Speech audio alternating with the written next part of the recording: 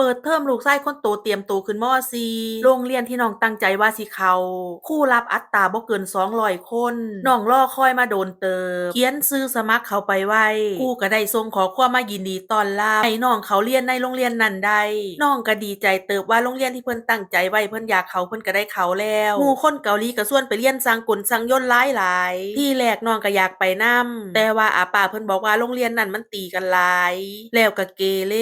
น้องก็เลยเปลี่ยนใจมาโรงเรียนเคร่งครัดในการเรียนมีกฎระเบียบวินัยโรงเรียนนี้ถ้าตีกันหรือว่าแกล้งกันหรือว่ามีปัญหาอิหยังต่างๆครูสิไล่ออกอย่างเดียวซึ่งมันมีกฎระเบียบวินัยให้นักเรียนเคร่งครัดนักเรียนก็สิบ่กล้าแกล้งกันตีกันก็มีคนถามว่าเกาหลีแกล้งกันตีกันบูลลี่กันบ่มีจ้าคนแบบนี้มีทุกที่มีอยู่เบิดทั่วโลกแต่ว่าสำหรับน้องดีเติบแล้วก็เป็นความโชคดีของน้องเรียนมาตั้งแต่ม .1 จนฮอดม .3 บ่ทันละเจอจักเทื่อแล้วน้องก็ขึ้นม .4 ไปโรงเรียนได้เป็นอาทิตย์หนึ่งแล้วน้องบอกว่ามีแต่หมู่ฮักหมู่แพงแล่นเข้ามากอดมาถามยินดีต้อนรับมีแต่คนอยากรู้จักแม่ถามว่ามีคนต่างชาตินำบ่น้องก็บอกว่ามีคนรัสเซียอยู่2 คน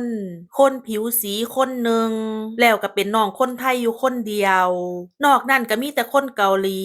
พาน้องมาเอาชุดนักเรียนที่ทางโรงเรียนจัดไว้ให้หาจั่งใดก็หาบ่พ้อของน้องหายากกว่าหมู่นั่งท่าแล้วท่าเล่าจนเมื่อยชุดนี้เป็นชุดทางโรงเรียนจัดไว้ให้เป็นชุดฟรีของทางโรงเรียนเกาหลี